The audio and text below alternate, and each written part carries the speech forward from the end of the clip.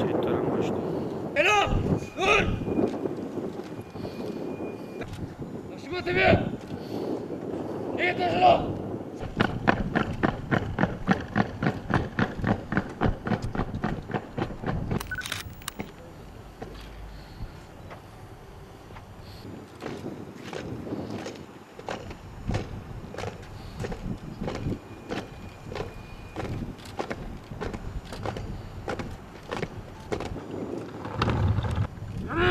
Ah!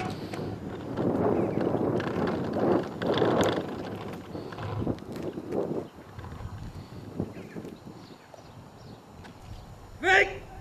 Unter!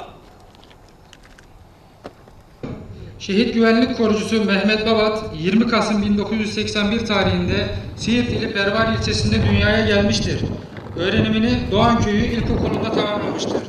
Şehit Güvenlik Korucusu Mehmet Babat 6 Mart 2017 tarihinde Siirt İl Jandarma Komutanlığı emrinde göreve başlamış olup Doğan Jandarma Karakol Komutanlığı sorumluluk alanında bulunan Değirmentaşı üst bölgesinde bölücü terör örgütü mensupları tarafından düzenlenen saldırı sonucu şehit olmuştur. Şehit Güvenlik Korucusu Mehmet Babat evli ve 10 çocuk babasıdır. Yeah!